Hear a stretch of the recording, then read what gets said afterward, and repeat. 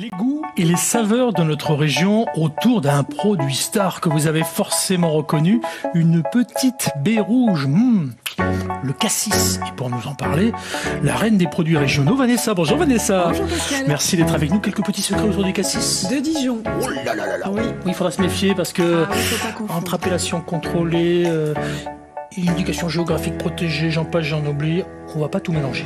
Exactement. Bon. Regardez ce garçon, regardez la patate qu'il a, regardez ça. Vous êtes allé voir, il y a quelques jours déjà, Indochine, vous n'êtes pas remis du concert d'Indochine. Ah, c'est vrai. Ah là, vous avez amené votre fils, non, je crois savoir. Il est avec moi. Ouais, pourtant vous avez un peu plus de 12 ans. Hein. Un petit peu plus, oui.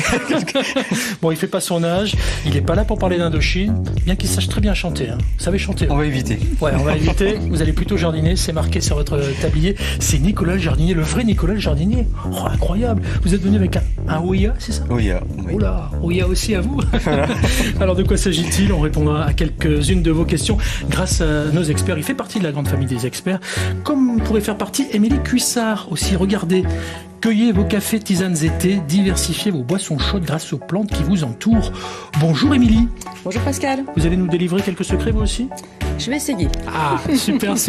Bon, j'en connais un qui va faire plus qu'essayer. Il est en duplex depuis Chevigny-Saint-Sauveur avec nous. Bonjour Alain Orso. Bonjour Pascal, bonjour tout le monde. Merci d'être au rendez-vous. On va parler ensemble des formations du tertiaire. Oui, tout à fait, et de modalités pédagogiques innovantes. Ah ben parfait, je vous fais confiance, sans aucun souci, vous êtes formidable, vous avez fait le bon choix. C'est France.tv et c'est ici. Bonjour, bienvenue.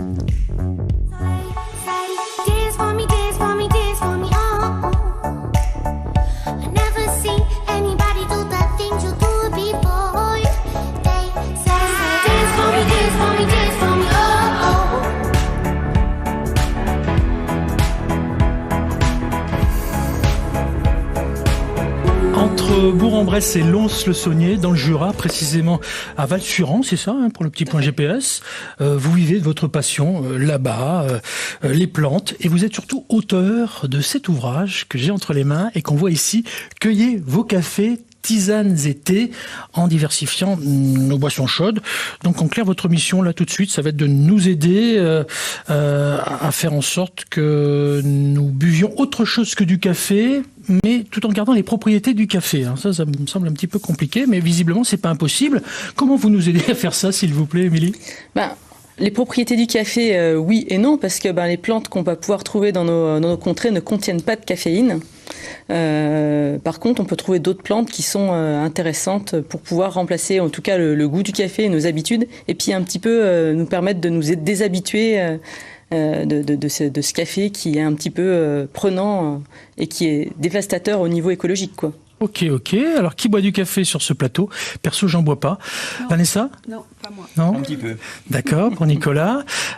C'est un livre garanti sans caféine, si j'ai bien compris. Tout à fait. Votre recette, c'est quoi? C'est ces petits fruits qu'on voit là? C'est quoi? Voilà, ça peut être ces petits fruits. Il y a plein, en fait, on peut retrouver plein de plantes. L'idée de ce livre, c'est vraiment de parler. En fait, on connaît tous les cafés, les thés, des choses qui viennent de très très loin. Et l'idée, c'est de remettre les choses, de réinvestir nos plantes locales, de les remettre au cœur de nos consommations. Et donc, qu'est-ce que je peux utiliser comme plante autour de chez moi pour pouvoir faire des cafés ou des thés ou des tisanes? Bon, les tisanes, c'est plus connu quand même. Bon, alors j'ai bien l'impression que autour de chez vous, il y a pas mal de choses, parce que vous nous avez emmené des petites choses qui, visiblement, pourraient remplacer ce café, si j'ai bien tout compris, sans trahir les secrets de votre livre, où vous parlez de 40 plantes communes présentes autour de nous, mais parfois méconnues. Les quelques que vous nous avez emmenées là, c'est quoi? Par exemple, une qui est très très connue, on a ici le pissenlit. Donc là, ce sont des racines de pissenlit torréfiées. Alors vous savez que pendant longtemps, on a consommé la chicorée en guise de café. Il faut quand même savoir... Ma mamie adorait la chicorée, je vous fais une petite parenthèse. Voilà. C'est une autre génération, mais il paraît que ça revient à la mode, c'est pour ça. Tout à fait. Et il faut savoir que le café, ça vient, en fait, on a commencé à en consommer à partir du 19e siècle. Donc c'est pas une habitude si ancrée dans nos habitudes, quoi. Et du coup, on consommait de la chicorée. Donc là, on a des racines de pissenlit. Alors ça, c'est plus pour faire des tisanes, hein, là, qu'il est millefeuille. Ici, on a une autre plante qu'on connaît très bien, c'est le hou. Le hou, ouais. Alors bien sûr, les fruits sont toxiques, hein, ne surtout pas consommer les fruits, mais les feuilles sont consommées. Il y a une plante qu'on connaît très bien qui s'appelle le maté. qui est un cousin de notre houx local. Donc c'est Ilex paraguayensis. Et là, donc c'est notre Ilex aquifolium, donc le houx local qu'on peut faire torréfier pour faire un ersatz de café. Un peu comme le font aussi des Indiens, les Amérindiens, qui utilisent un autre houx qui s'appelle Ilex vimintorum. Voilà. Ouais, j'ai vu en lisant votre bouquin que vous faisiez carrément un café de gland pour un réveil en douceur. Un café de gland, quel genre de gland ? Les glands qu'on trouve dans nos forêts, les champs, ouais. Les chênes de nos contrées. Donc on peut pas utiliser les glands directement comme ça, il faut les traiter, il y a toute une procédure à faire, mais effectivement on peut les utiliser. Alors ça va vraiment être en douceur parce qu'il n'y aura pas de caféine dedans bien sûr, mais ça aura vraiment une saveur douce de café. Un thé de ronce par exemple pour une pause agréable. Moi j'ai jamais testé ça, je sais pas. Quelqu'un a testé un thé de ronce, non ? Non, mais non. Non. Un thé de ronce ? La ronce, c'est une plante qui est très très intéressante. Et donc, l'histoire de faire des thés avec, c'est vraiment qu'on va faire une légère fermentation des plantes. Et effectivement, on prend des feuilles de ronce, on les fait fermenter. Et on va avoir quelque chose de très savoureux, de très fruité. C'est vraiment très agréable. Émilie, vous êtes ethnobotaniste. Oui. En quelques mots, c'est quoi ethnobotaniste ? En fait, je m'intéresse aux plantes et à leurs usages. Donc c'est pour ça que j'ai voulu un petit peu explorer d'autres usages des plantes. Qu'on ne connaît pas forcément. C'est ça. Que, le mélilo, qui connaissait le mélilo ? Vanessa, ça vous parle le mélilo ? Pas du tout. Ça me dit quelque chose. Nicolas ? Ouais, le mélilo, après le déjeuner ou avant le coucher, c'est ce que vous écrivez là dans votre livre. C'est une plante qui est très très apaisante, le mélilo, qu'on retrouve au bord des chemins. Il y a aussi, par exemple, le tilleul, qu'on connaît bien. Le tilleul, on connaît juste les fleurs qu'on peut utiliser pour faire des tisanes, mais on peut finalement en faire aussi du café avec les fruits, on peut faire du thé avec les feuilles. Enfin, c'est vraiment plein d'usages, réutiliser les plantes, refaire des choses différentes par rapport à ce qu'on se connaît. Pour le transit, pour dormir, pour la détox, pour la gorge, pour la toux, pour être tonifiant, pour être apaisant, pour être relaxant, pour les douleurs féminines, j'en oublie. Enfin, il y a tout. Hein. Il ne s'agit pas de soigner, on est bien d'accord. Hein. C'est pas des remèdes au sens médical du terme. Les plantes ont des vertus, des propriétés, mais ils ne soignent pas forcément. On est d'accord là-dessus. Hein. Bon, elles peuvent aider à soutenir un traitement. Encore faut-il bien se renseigner avec le médecin pour voir si on peut bien prendre une plante avec les traitements qu'on a en cours.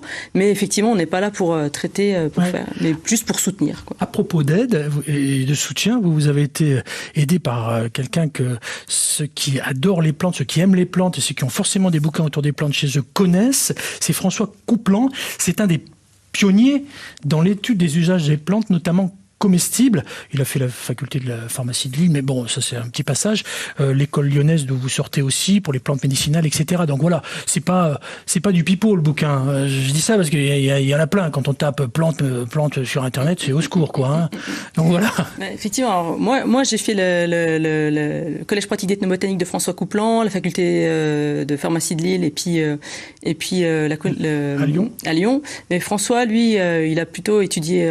C'est un universitaire. Il est docteur et c'est quelqu'un vraiment, c'est un pionnier et c'est aussi un pilier et c'est vraiment quelqu'un qui est génial dans tout ce qu'il fait. Ouais. Vous êtes formidable, bravo Émilie. Merci. Cueillez vos cafés, tisanes et thés, diversifiez vos boissons chaudes grâce aux plantes qui vous entourent aux éditions Terran, avec notamment 40 plantes locales pour des alternatives au thé, au café, tisanes, du commerce notamment, parce qu'il y a un peu tout et n'importe quoi, on n'a pas le temps d'en parler, mais bon... On le sait tous. Ce qu'on sait peut-être un peu moins, c'est qu'il y a aussi un autre livre que vous avez fait autour de l'encens. D'ailleurs, je vous conseille le replay France.tv. On en avait parlé il y a 2 ans, 3 ans même, sur une émission. Et franchement, là aussi, vous déjouez les plans du commerce, parce que des fois, il y a des trucs un peu bizarres. Bon, vous connaissez des gens qui sont pas forcément bizarres, mais qui sont formidables. Regardez sur votre écran, ça va s'afficher. N'hésitez pas. Faites-nous le savoir. Vous êtes formidable ou avec le hashtag vous êtes formidable. Alors, dites-moi Émilie, forcément vous cuisinez un petit peu de temps en temps. Ça m'arrive. Oui, parce que faire une tisane, c'est un peu de la cuisine quand même. Oui, et puis les plantes, on peut faire plein de choses avec aussi. Ouais, à propos de la tisane, la boisson, on la verse par-dessus les plantes ou on met les plantes dans l'eau chaude ? Comment on fait ? C'est variable, ça dépend des plantes, il y a plein de techniques possibles. Mais les deux sont possibles. Ouais. Vous utilisez le cassis de temps en temps ? Ça m'arrive, c'est déjà d'ailleurs une très